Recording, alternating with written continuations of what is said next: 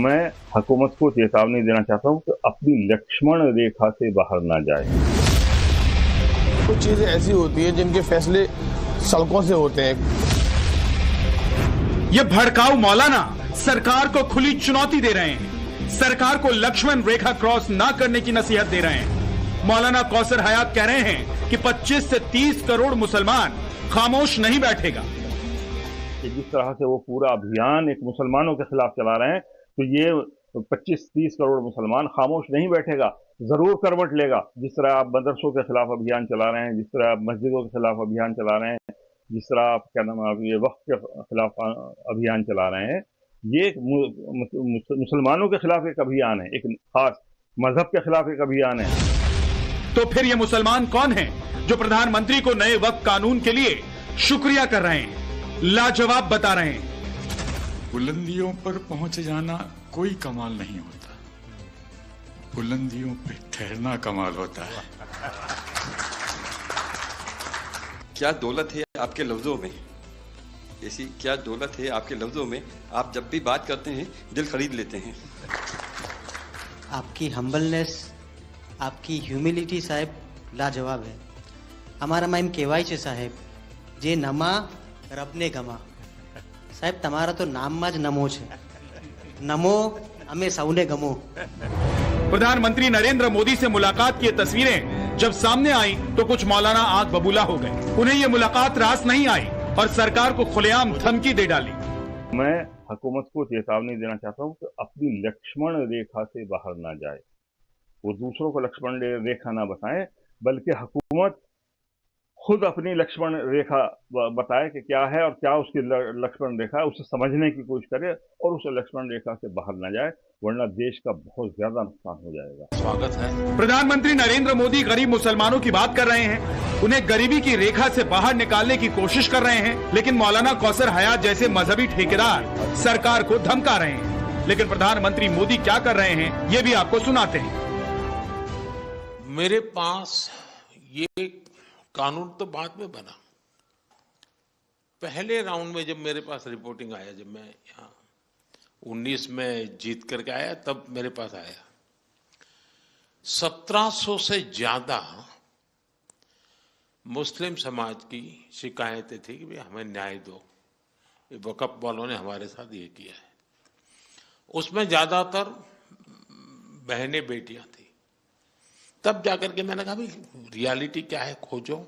तो ये रातों रात नहीं आया है जी, लगातार 5 साल तक हर बारीक चीज को कोशिश की है, हमारी कोशिश है। प्रधानमंत्री नरेंद्र मोदी कह रहे हैं कि बिल रातों रात नहीं आया, इस कानून को लाने में बारीकी से जांच पड़ताल की गई। लेकिन मौलाना कौसर हयात जैसे लोग कानून को समझने की बजाय सरकार को लक्ष्मण रेखा क्रॉस करने की धमकी दे रहे हैं। तो लक्ष्मण रेखा कौन क्रॉस कर रहा है, ये बड़ा सवाल है।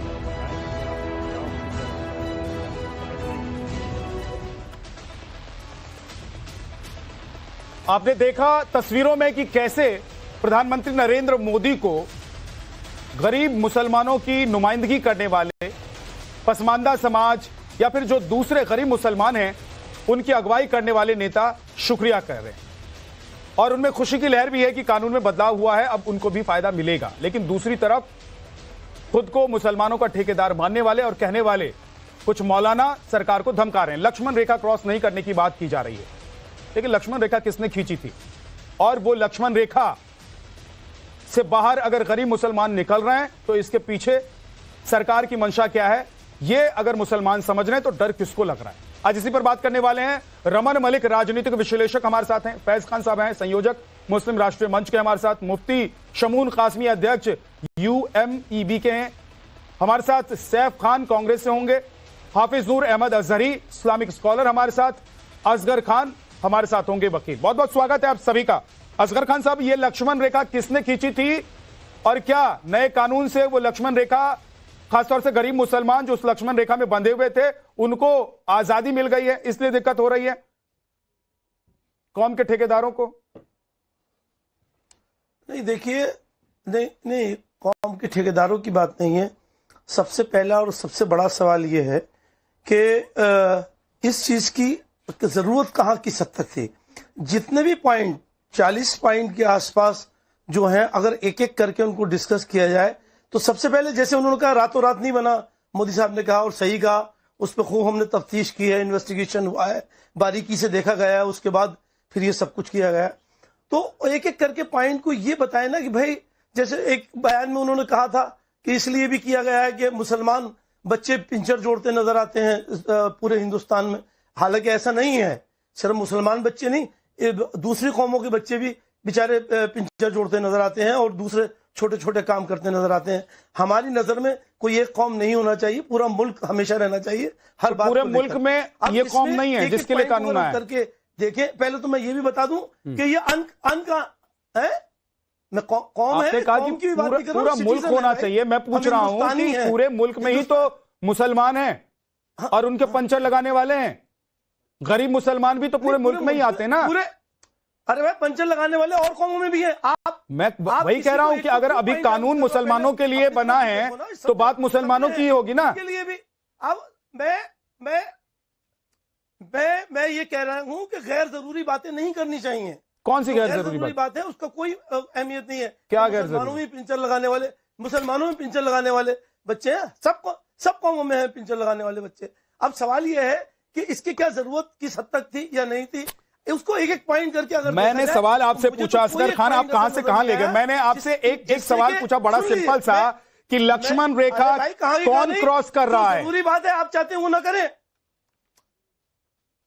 लक्ष्मण रेखा हमारी सरकार क्रॉस कर रही है। कैसे क्रॉस कर रही है? अब आप बताइए कैसे कर रही है, बताइए। अब मैं पूछता हूं आप कैसे कर रही है। आप ही लोग कह रहे क्रॉस कर रही है तो जवाब आप देंगे कि मैं दूंगा? आपने कहा आप टॉपिक चेंज कर रहे हैं।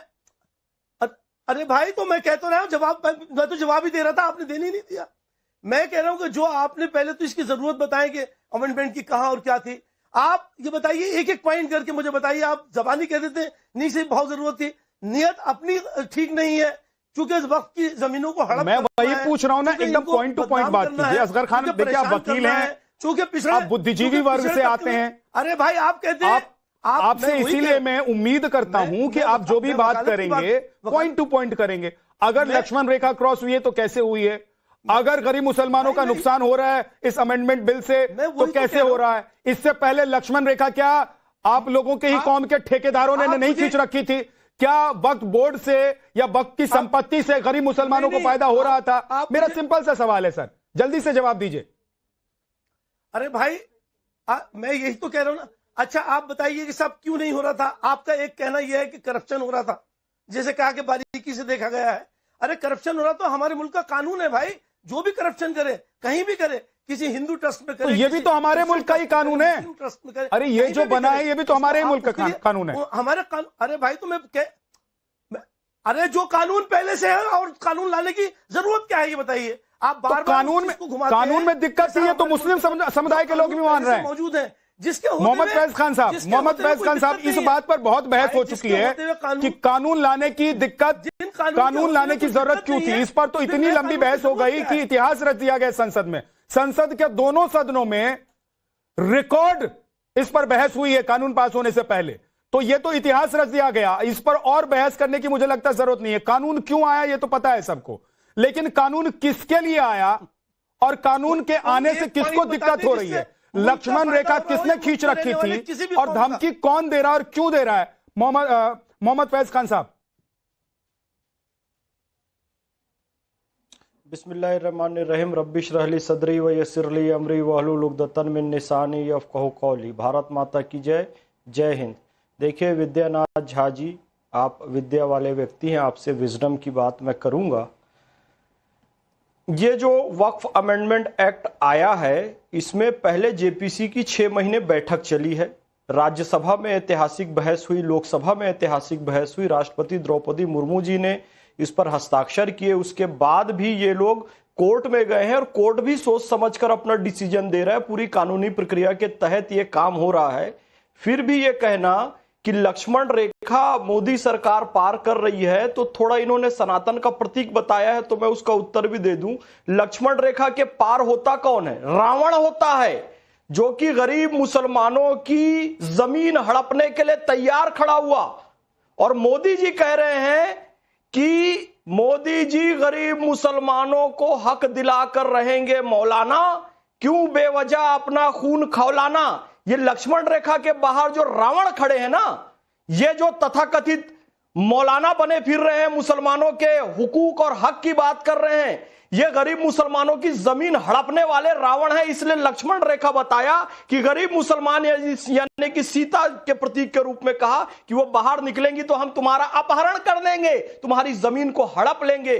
तो अब ये नहीं चलेगा। और देखिए एक चीज और स्पष्ट हो गई कि इंस्टेंट ट्रिपल तलाक मोदी जी ने खत्म किया, फिर इन्होंने गलतफहमी फैलाई कि शरीयत के खिलाफ यह है, जबकि ऐसा नहीं था। इंस्टेंट ट्रिपल तलाक को खत्म करना अकॉर्डिंग टू इस्लाम था। सीए के समय इन्होंने कहा मुसलमानों की नागरिकता चली जाएगी, किसी की नहीं गई, गलतफहमी फैलाई गई। अभी कह रहे हैं मस्जिद, मदरसा, खानकाह, दरगाह छीन ली जाएगी। बिल्कुल नहीं छीना जाएगा।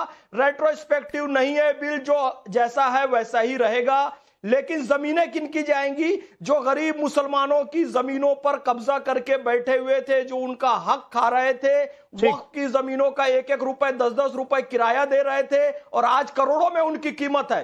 तो इनकी जमीन जा रही है, तो तकलीफ इन लोगों को इस बात से है, ना कि मोदी जी। भाई हम प्रगतिशील मुसलमान, ये कौसर हयात बार, अरे ये है कौन मौलाना कौसर हयात? भाई रोज नए नए मौलाना भैया आ जाते हैं। विद्यानाथ झा जी अपनी टीआरपी के लिए उनको हम लोग दिखाते क्यों हैं? उनको अरे बोहरा समुदाय, क्योंकि फैज खान साहब, मैं क्लियर कर देता हूं, उनको दिखाना इसलिए जरूरी हो जाता है। मोहम्मद फैज खान साहब 1 मिनट रुकिए। मोहम्मद फैज खान प्लीज मैं जरा क्लियर कर देता हूं। आपने सवाल उठाया कि इनको हम दिखाते क्यों। इनको दिखाना इसलिए जरूरी है कि यही लोग और इन्हीं के जैसे लोग समाज में जो बातें कहते हैं, जो जहर घोलते हैं, उसका असर होता है। और हमने मुर्शिदाबाद, पश्चिम बंगाल में देखा, हमने संभल में देखा कि वहां के लोग जिनको आप कुछ नहीं मानते, जो कोई पदाधिकारी नहीं है, उन लोगों की वजह से कैसे बवाल मच गया, आगजनी हुई, दंगा हुआ। जी 1 सेकंड रुक जाइए। अब मुझे अगले मेहमान पे जाने दीजिए, मैं वापस लौट कर आऊंगा। मुफ्ती शमून कासमी साहब, नया कानून क्या मुसलमानों के लिए लक्ष्मण रेखा है? गरीब मुसलमानों को एक रेखा से बाहर निकालने के लिए है, या फिर उन मुसलमानों को दर्द हो रहा है जिनको लग रहा है कि अब उनके सामने लक्ष्मण रेखा खिंच गई है, जो अभी तक कब्जा जमाए बैठे थे तमाम संपत्तियों पर, जो गरीबों को जाना चाहिए? हाँ, देखो विद्यानाथ झा, मैं आपको बताऊं कि 60 साल जो कांग्रेस की मीडिएटरशिप की है इन्होंने, और जिस तरह से तथाकथित सेकुलर पार्टियों को इन्होंने राजा बनाया और मुसलमानों को वोट बैंक बनाए रखा, वही गरीब वंचित मुसलमान, पसमानदा मुसलमानों के बच्चों को ये गुमराह करके सड़कों पर लाने का प्रयास कर रहे हैं। मैं स्पष्ट कहना चाहता हूं कि जो संशोधन हुआ है और आज वो सुप्रीम कोर्ट में विचाराधीन है, आप सुप्रीम कोर्ट की रूलिंग को मानिएगा और जो सुप्रीम कोर्ट कहेगा सरकार भी उसे फॉलो करेगी। तो आप उस पर वावेला क्यों मचा रहे हैं? गलत प्रोपेगेंडा क्यों कर रहे हैं आप? तो इसलिए मैं आपसे ये बात कहना चाहता हूं। शमून कासमी साहब ये कह रहे हैं कि लक्ष्मण रेखा में रहिए, लक्ष्मण रेखा को क्रॉस मत कीजिए। मोदी सरकार को धमकी एक तरीके से दी जा रही है, उन्हें चेतावनी दी जा रही है। मेरा सवाल यह है शमून कासमी जी कि लक्ष्मण रेखा अभी जो मुस्लिम कौम के जो ठेकेदार खुद को कहते हैं, उन्होंने गरीब मुसलमानों के लिए खींच रखी थी, या मोदी सरकार लक्ष्मण रेखा क्रॉस करने की कोशिश कर रही है? नहीं, मैं आपसे कहना चाहता हूं कि जितने ये मुसलमानों के तथाकथित ठेकेदार थे, उन्हीं के बड़े बड़े एम्पायर उन पे काबिज उन्होंने बना रखे हैं, और शरीयत का उल्लंघन ये लोग कर रहे थे, शरीयत का फायदा उठा रहे थे। यानी जो दीनी कानून है उनका फायदा इन तथाकथित मुस्लिम ऑर्गेनाइजेशनों ने उठाया। उसमें मुस्लिम पर्सनल लॉ बोर्ड सबसे आगे है, मुस्लिम तंजीमें सबसे आगे हैं। अगर आज उनकी इंक्वायरी होगी और उनसे वो जमीनें खाली कराई जाएंगी तो ये प्रोपेगेंडा कर रहे हैं। मैं दावे के साथ ये बात कह रहा हूं कि ये मोदी सरकार किसी के भी लिए अहितकारी नहीं है। सबका साथ, सबका विकास, सबका विश्वास, सबके प्रयास को लेकर चल रही है। और विद्यानाथ झा, उत्तराखंड राज्य के अंदर अभी 200 दुकानें ऐसी हैं कि जिनका उनके कागजात नहीं मिल रहे हैं। किसने वो कागजात चुराए हैं? इन्हीं लोगों ने उन कागजात को इधर उधर किया। और आप ये देखिएगा, अभी कुछ डिबेट आप आ रही है, उसमें कुछ लोग, जिम्मेदार लोग ये कह रहे हैं कि वक्फ बोर्डों ने किस तरह से घोलमाल किया कि उनकी पैरवी ना करके कीमती जमीनों को निकाला। हम उत्तराखंड राज्य के अंदर बात कर रहे हैं कि वहां हमारे मुख्यमंत्री पुष्कर सिंह धामी जी हमने मदरसा बोर्ड के अंदर इसीलिए एनसीईआरटी पढ़ाया। ये मुफ्ती साहब ठीक है, लिखने पढ़ने क्यों नहीं दिया? मैं वापस आऊंगा आपके पास। मुफ्ती साहब ठीक है, मैं वापस आऊंगा आपके पास। सैफ खान विद्या जहाँ, बस मैं तो असल में जरा नमाज के लिए जा रहा हूँ। बस आखिरी बात आपसे कहना चाह रहा हूँ कि ये लोग जो प्रोपेगेंडा कर रहे हैं मस्जिदों का, कब्रिस्तानों का, दरगाहों का, मैं मुसलमानों से कहना चाहता हूँ कि आप इस सरकार के ऊपर विश्वास करिए, गुमराह होने की जरूरत नहीं है। हाँ ठीक है, कौन गुमराह कह रहा है? सैफ खान साहब, कौन गुमराह कर रहा है? क्या जो मुसलमानों के ठेकेदार खुद को मान रहे हैं वो गुमराह कर रहे हैं, या राजनीतिक पार्टियां गुमराह कर रही हैं? भाई, राजनीतिक पार्टी जो भारतीय जनता पार्टी है वो ये बिल ही इसलिए लेके आई, जैसे आपको याद होगा किसानों के टाइम के ऊपर जो है जब वो बिल आया था, वो किस लिए आते हैं? क्योंकि नौल्टी में जो है और दनौल्टा में जो है वेयर हाउस बना दिए थे अडानी जी को, तभी बिल आया गया था। और अब जो है जब पूरी तैयारी है हर की बोर्ड की जो प्रॉपर्टी है उसको कब्जे में लेने की, ये फ्रीडम खान जो आप पढ़े लिखे समझदार विद्वान व्यक्ति हैं सर, ऐसी बातें तो मत कीजिए। मैं इसीलिए कह रहा हूं कि बड़गला और भड़का कौन रहा है, लक्ष्मण रेखा किसने खींच रखी, इसीलिए मैं कह रहा हूं। आप कह रहे हैं कि वक्फ बोर्ड की प्रॉपर्टी पर कब्जा कर लेंगे, कैसे कर लेंगे वक्फ बोर्ड की प्रॉपर्टी पर कब्जा? क्यों नहीं होगा कब्जा? कैसे हो जाएगा बताइए मुझे। और ऐसे ही होगा। कैसे आपने टेलीग्राफ में अप्रैल 5, 2025 को ही अभी तो कैथोलिक चर्च का उन्होंने मेंशन किया है कि अभी तो वक्फ बोर्ड के बिल आने के बाद आरएसएस ने कैथोलिक चर्च की जमीनों के ऊपर जो है फोकस कर दिया। ये टेलीग्राम का जो है मेन पेज का अप्रैल 5 का आपको न्यूज बता रहा हूं, तो जानकारी ले लीजिए। और कुछ वो लोग जो यहाँ पे चैनल पे बैठ के जो ये धर्म के नाम पे ये बता रहे हैं कि ये बहुत अच्छा बिल है, वो उन पे मुझे लगता है मैं पूछ रहा हूं सर आपसे, करनी चाहिए। सैफ खान मैं आपसे पूछ रहा हूं सर, ये freedom freedom of Catholic church पर बाद में चलेंगे, मेरी बात पहले जो है अभी तो ये शुरुआत है, अभी तो ये शुरुआत है, सुन लीजिए, अभी शुरुआत है। अभी बौद्धों की जमीनें, अभी जो ईसाइयों की जमीनें, अभी जो चर्च है उन पे कब्जे होंगे। मतलब अभी तक आप लोग मुसलमानों को भड़का रहे थे, अब आप दूसरे कौम के लोगों को भी भड़काएंगे। जो अपना जमीर बेच के यहाँ सामने आके जो है जो डायलॉग मार रहे हैं, कहाँ है भाई? कहाँ थे वो लोग जब 3400 दंगे 5 साल में रजिस्टर हुए हैं? ये मैं नहीं कह रहा, वो मिनिस्ट्री का डेटा है। चले गए, फिर दंगे पे चले गए, क्यों नहीं? अब दूसरे कौम के लोगों को भड़काने में लगे हुए हैं। भाई यही तो दिक्कत है ना, यही तो दिक्कत है सैफ खान साहब कि राजनीतिक पार्टियों को लोगों को समझना और समझाना चाहिए। भाई अल्टीमेट गोल आपका क्या होना चाहिए? कांग्रेस के नेता का अल्टीमेट गोल ये होना चाहिए कि गरीब मुसलमानों को फायदा क्या होगा, लेकिन ऐसा लग रहा है कि कांग्रेस के नेताओं को या कांग्रेस के जो लोग हैं उनको अल्टीमेट गोल दिखाई दे रहा है कि उनका वोट बैंक कहां जा रहा है। उनको लोग लग रहा है कि मुस्लिम गरीब समाज के जो लोग हैं वो कहीं बीजेपी की तरफ न चले जाएं, वक्फ कानून में बदलाव की वजह से। रमन मलिक हमारे साथ है, रमन मलिक सैफ खान कह रहे हैं कि भाई वक्फ बोर्ड की जमीनें छिन जाएंगी कानून से, तो लक्ष्मण रेखा मोदी सरकार क्रॉस कर रही है। भाई मोदी सरकार लक्ष्मण रेखा क्रॉस कर रही है कि लक्ष्मण रेखा मिटा दी है मोदी सरकार ने गरीबों के लिए जो मुसलमानों के ठेकेदारों ने खींची थी?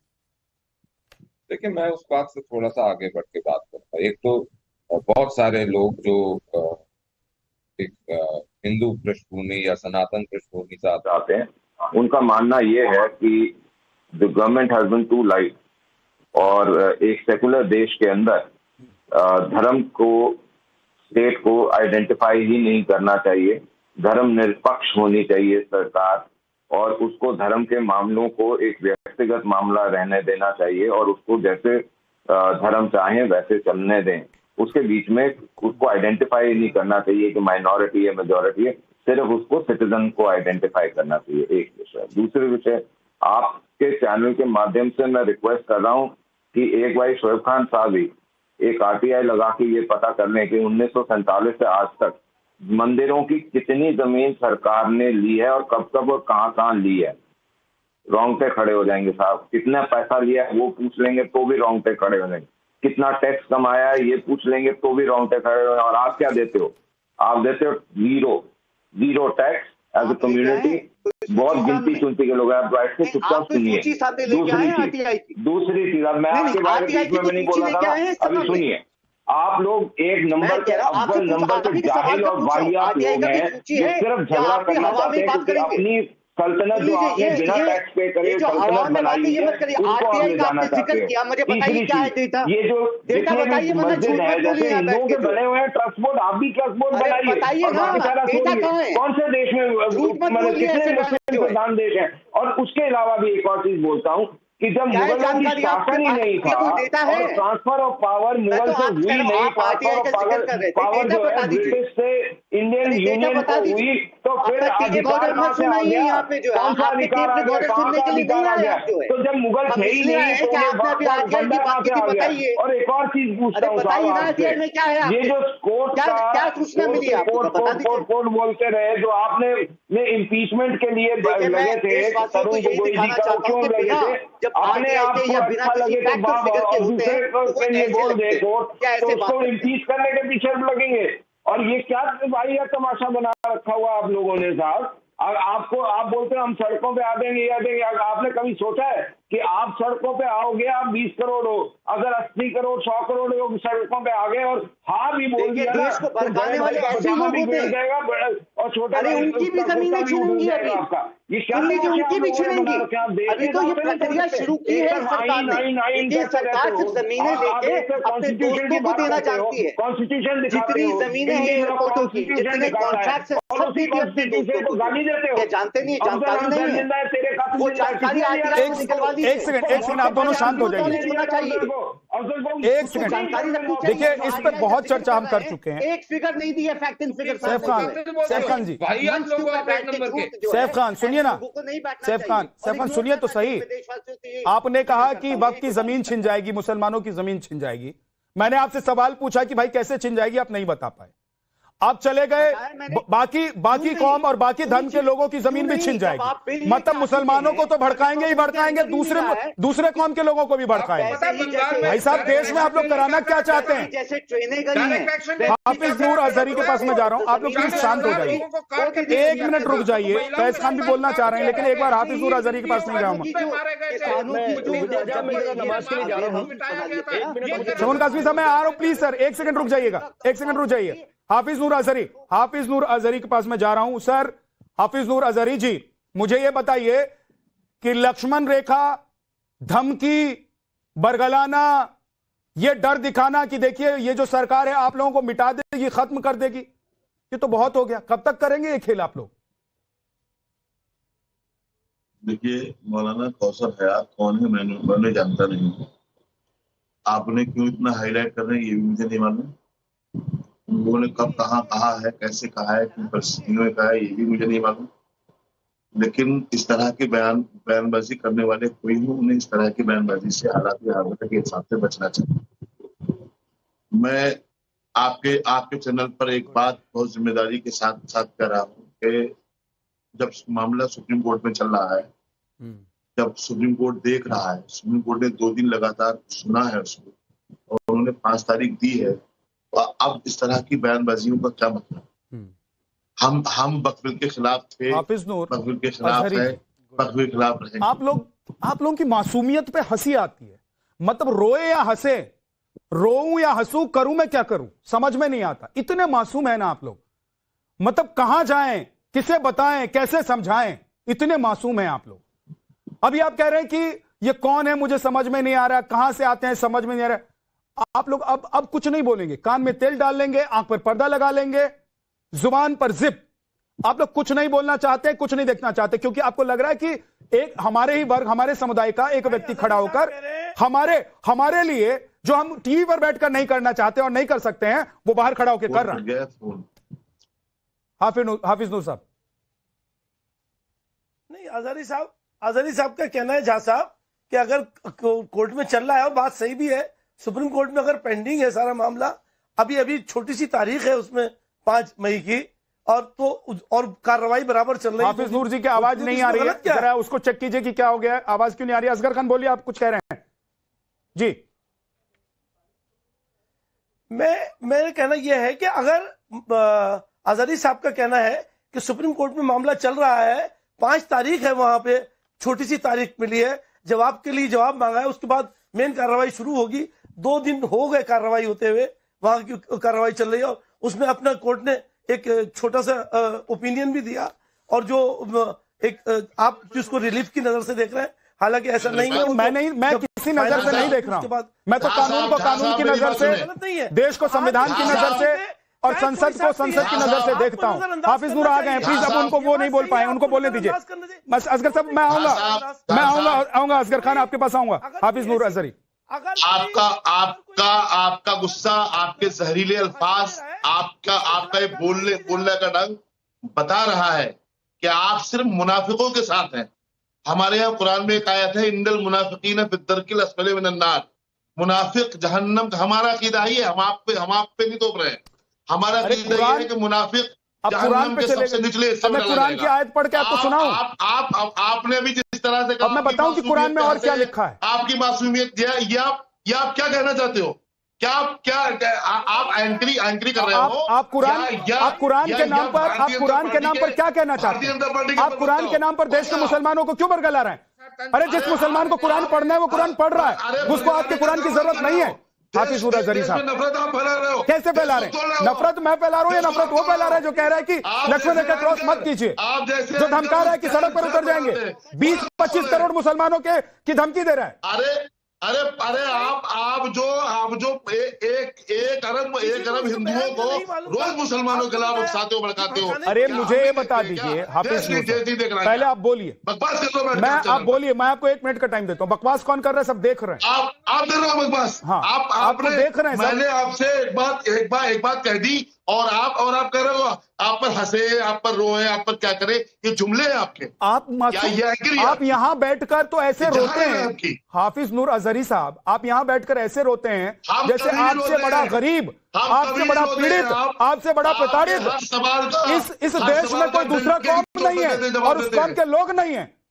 लेकिन जैसे ही आपके ही कौम के लोग, आपके ही कौम के ठेकेदार, खुद को कहने वाले लोग जहर उगलते हैं तो उस पर आप अपने कान में तेल डाल लेते हैं।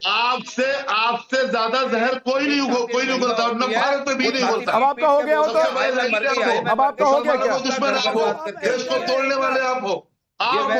मैं कह रहा हूं, अगर झाजी, मैं ऐसा नहीं समझता था आपको पहले। अब जब से मैंने 2-4 डिबेट आपसे किए, मैं देख रहा हूँ आपका एक ही तरीका है, क्या मुसलमानों को, इस्लाम को, मौलाना को टारगेट करके लेकर पड़ जाओ, मौलाना को टारगेट करके बैठो। हाफिज नूर साहब, जब आपके पास कोई जवाब नहीं होता है ना, तो एंकर को ब्लेम करने के अलावा आप बदतमीज आदमी हो। मेरे को जवाब दीजिए। अरे तो आपको आपके वालिद ने क्या सिखाया है? गुंडागर्दी, वाहियात बना, पास करना बैठ करके मेरे वालिद वहीं आके मारेंगे, पता लग जाएगा एक बारी में। तेरे बाप ने क्या सिखाया तुझे? बकवास करने बैठ जाते हो टीवी पे, शैतान कहीं का। पंचर लगाने लायक हो, पंचर लगाते रहोगे बस। तू क्या बकवास करने आते हो, बोलने की तमीज नहीं है। स्कूल चले जाते अच्छा रहता, स्कूल में गए नहीं, साला मदरसा था।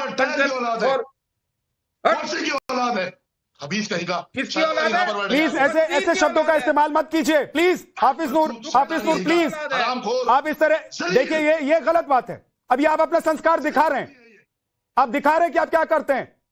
लिखवाना आप इस्लामिक स्कॉलर चाहते हैं अपने नाम के साथ, और अपना परिचय आप दे रहे हैं गालियों के साथ। आपको विद्यानाथ झा बुरा लग रहा है क्योंकि विद्यानाथ झा से सवाल पूछ रहा है, उसका जवाब आपके पास नहीं है। बुरे आदमी हो आप। तो भाई साहब, आप अच्छे आदमी हैं तो अच्छे अल्फाजों का इस्तेमाल कीजिए ना। आपके शब्द और आपका लहजा बता रहा है, आपका शब्द और आपका लहजा बता रहा है। हाफिज नूर, चैनल पर बैठकर हाफिज नूर साहब, मैं आपको इसलिए बुलाता हूं कि अगर मैं आपसे सवाल पूछ रहा हूं, मेरे सवाल तीखे हो सकते हैं, आप जवाब दीजिए ना उसका। आपके पास जवाब नहीं है तो आप एंकर को बुरा कह लीजिए। आपके सामने जो प्रवक्ता बैठे हैं उनका जवाब नहीं दे पा रहे तो उनको गाली गलौज कर लीजिए। वो किसी के बाप के लिए कहेंगे? किसने उनको अथॉरिटी दी है बताओ आप? वो बदतमीजी, आप उनसे, अरे भाई, जिसके बाप का जो है उसको तो लौटा दीजिए। आप विद्यानाथ झा जी का जवाब नहीं दे पा रहे। हमारे बाप का छीन आप रहे हो। अरे मैं कह रहा हूं जिसके बाप का है उसको तो दे दीजिए भाई। ये वक्फ की संपत्ति क्या ये मुसलमानों के ठेकेदारों के बाप का है क्या? ये मुसलमानों के ठेकेदारों के बाप का है क्या? ये उन गरीब मुसलमानों के लिए है जिनके लिए लोग दान करके गए हुए हैं, उनको दे दीजिए, लौटा दीजिए। अरे विद्यानाथ झा जी, शर्म करो थोड़ी। अरे शर्म आपको आनी चाहिए सर, शर्म आप कर लीजिए क्योंकि आपको मेरे सवाल का जवाब नहीं। मोहम्मद फैज खान, देखिए बौखलाहट मुझे समझ में इसलिए आती है क्योंकि देखिए, मैं हाफिज नूर साहब को जानता हूं बहुत अच्छे से। वो ऐसे व्यक्ति नहीं है जैसे अल्फाजों का और जैसे वो बिहेव कर रहे हैं, मैं जानता हूं उनको अच्छे से, लेकिन उनकी परेशानी है कि भाई जिन लोगों की नुमाइंदगी वो कर रहे हैं, जिन ठेकेदारों के साथ वो मिलते उठते बैठते और जिनका पक्ष रखने के लिए आते हैं, अगर उनके लिए नहीं बोलेंगे तो इनकी दुकान भी बंद हो जाएगी।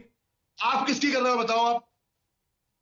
आप किसकी कर रहे हो? मोहम्मद फैज खान। होता क्या है विद्यानाथ झा जी, टीवी स्क्रीन में 1-2 मिनट इनको मिलता है और इनके पास कोई लॉजिकल आंसर नहीं होता है। तो आप देखेंगे पिछले 100 डिबेट से लगभग जब इनके पास आंसर नहीं होता है तो विद्यानाथ झा जी पर आरोप लगाएंगे, मोहम्मद फैज खान को मुनाफिक बोलेंगे, संघी बोलेंगे, काफिर बोलेंगे।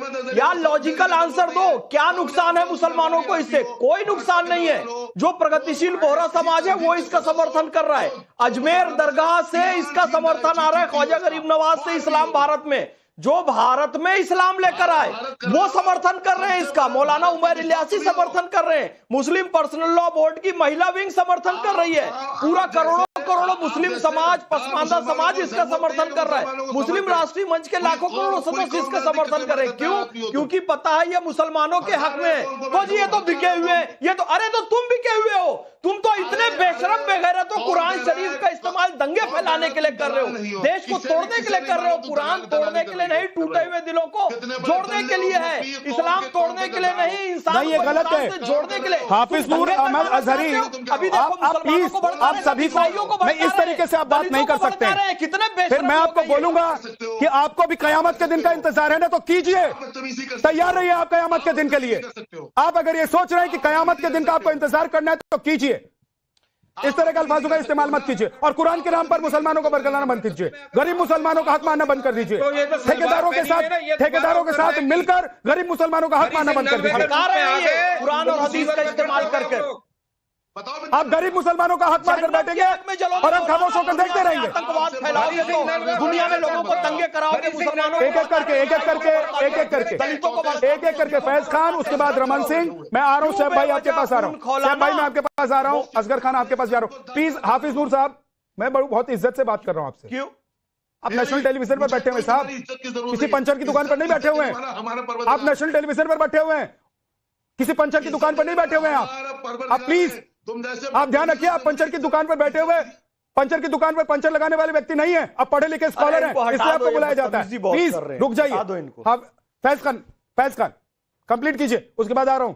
रमन जी आपके पास। कुरान शरीफ बहुत पाक है, हदीसें बहुत पाक है, इनका इस्तेमाल तोड़ने के लिए नहीं, टूटे हुए दिलों को जोड़ने के लिए करना है। और मौलाना जिस तरीके से मुसलमानों को भड़का रहे हैं, फिर अब ईसाइयों को, फिर अब सिखों को, फिर अब दलितों को, सीएए के समय भी ऐसे ही सबको भड़काने का प्रयास किया गया था। लेकिन फिर एक बार कह रहा हूं, क्यों बेवजह खून खौलाना? मोदी जी गरीब मुसलमानों को उनका हक दिलाकर रहेंगे मौलाना। इस सच्चाई को आपको समझना है। बोहरा समाज प्रगतिशील समाज है, मुस्लिम समाज का एक बहुत प्रगतिशील अंग है।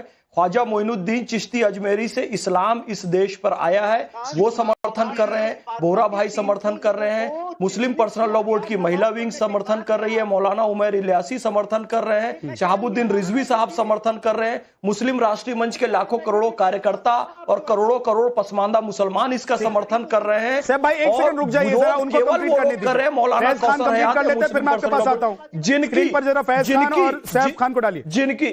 जिनका मफाद छुपा हुआ है, जो मुसलमानों का हक दबा रहे हैं, जो गरीब मुसलमानों का हक छीन रहे हैं, जो शाहबानों के नमाज पढ़ने से रोका था फैज खान, उस गरीब मुस्लिम महिला को उसका हक नहीं दिया, उन लोगों को तकलीफ हो रही है। ये वही लोग हैं। आप कहां थे फैज खान? ये ओवैसी मुस्लिम पर्सनल लॉ बोर्ड, ये वही लोग हैं। नहीं, मैं तो ये जानना चाहूंगा आपका क्या है। आप जानते हैं इस वक्त कोई भी मिनिस्टर नहीं है भारतीय जनता पार्टी के, और जो इनके भारतीय जनता पार्टी के मुस्लिम सांसद जैसे मुख्तार अब्बास और शाहनवाज, तो उनको घर पे बिठा दिया है। 300 लोगों को जब रोक के आपको चिन्हित किया गया नमाज पढ़ने की वजह से, वो गरीब नहीं थे और वो गरीब नहीं थे। आप लोग को कुछ पता नहीं आप चलिए, आप मुझे ये बताइए ना, दलित नहीं है। अजी कामेश्वर चौपाल जी थे, मैंने बताया। आपसे मैं सवाल पूछूं, मैंने बताया, जवाब दीजिए। गुलाम अली खटाना माइनॉरिटी कमीशन ये कहता है कि हम खुद जेपीसी में गए थे, हम लोगों ने जेपीसी में बात रखी और 25 मुसलमानों को सांसद बनाने, 25 करोड़ मुसलमानों को उनका हक दिलाने, और आपने बनाया तो किसको बनाया? मुसलमानों को। आमिर अजमल का साहब को बिरयानी खिलाई, याकूब मेमन के जनाजे में गए, यासीन मलिक को प्रधानमंत्री आवास पर बुलाया, अफजल गुरु को बेचारा कहा, और संघ की विचारधारा ने क्या किया, मोदी जी और संघ की विचारधारा ने क्या किया, डॉक्टर एपीजे अब्दुल कलाम साहब को राष्ट्रपति बनाया, उनको भारत रत्न दिया, बेगम बतुल भजन गायिका को, और ये राष्ट्रपति जो है वो सिर्फ भारतीय जनता पार्टी ने बनाया, और शब्बीर आप ही कह रहे हैं कि राष्ट्रपति सिर्फ भारतीय जनता पार्टी ने बनाया।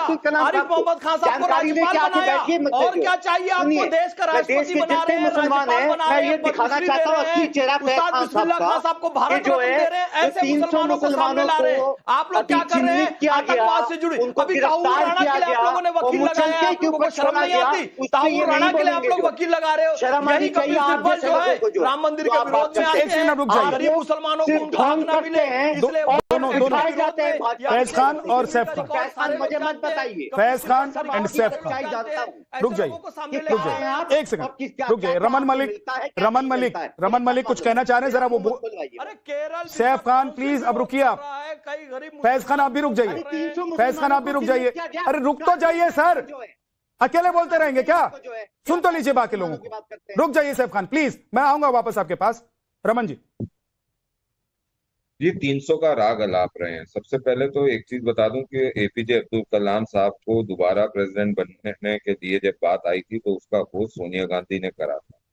सोनिया गांधी वो शख्स हैं जिनके जितने ये जो टेररिस्ट है ना, चाहे जिनके लिए रात को खुलती हैं अदालतें, वो रात को अदालत खुलने वाले, खुलवाने वाले और रात को साइन करने वाले जितने बाशिंदे हैं ना इस चक्रव्यूह के, वो सारे सोनिया गांधी जी के चमचे हैं।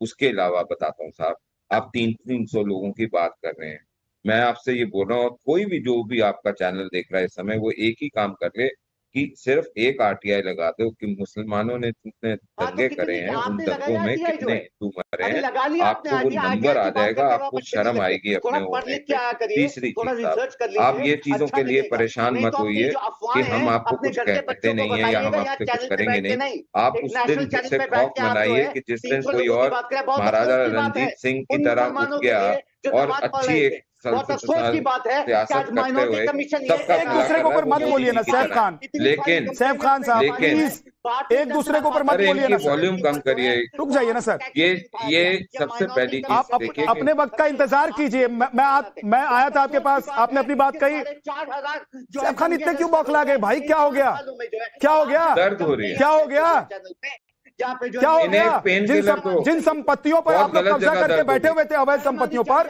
उसके जाने का डर सता रहा है सैफ खान। देखिए एक चीज झा साहब, प्लीज एक मिनट रुकिए ना, अब आप लोगों को डर लग रहा है, बोलना चाहता हूँ कि डर लग रहा है कि जहां घर बसाकर बैठे थे वक्त की संपत्ति पर वो गरीबों के पास चला जाएगा, जन जबरदस्ती कब्जा कर बैठे थे वो सरकार के पास चला जाएगा, ये डर सता रहा है ना। रुक तो अरे सबके पास जाना चाहिए, बटेगा आपके पास, जो देश का है वो सब में बटेगा, हर गरीब में बटेगा। मुझे समझ में नहीं आ रहा है कि आप लोग इतने क्यों बौखलाए हुए हैं, अरे क्या हो गया, जो आपका है आपका रहेगा, जो आपका नहीं है वो गाना था ना झा साहब, जा सकता है। मैं तो रास्ते पे जा रहा था, भेलपूरी खा रहा था, तेरे को मिर्ची लगी तो मैं क्या करूं, बट खैर वो छोड़ दीजिए। मैं जो बहुत हिस्टोरिकल और एक बहुत क्लियर बात करना चाहता हूँ ये है कि वर्तमान में देश के अंदर एक ऐसा शख्स है जो महाराजा रणजीत सिंह की तरह सबको बराबर की आंख से देख रहे हैं, एक आंख से सबको देख रहे हैं, वो नरेंद्र मोदी जी हैं। उन्होंने सबको बराबर दिए, सबका साथ सबका विकास कर रहे हैं।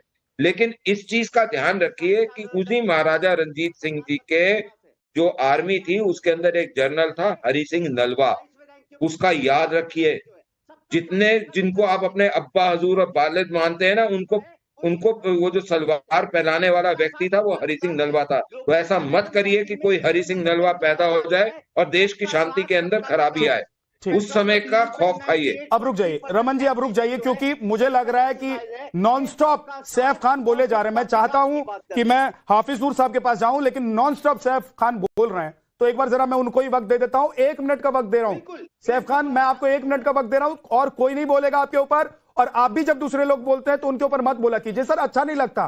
क्या मैसेज जाता है, जो लोग आपको देखते हैं वो आप लोगों के बारे में क्या राय बनाते होंगे, एक एक करके बोलिए। 1 मिनट का वक्त आपको दे रहा हूं मैं सैफ खान, बहुत शुक्रगुजार हूं।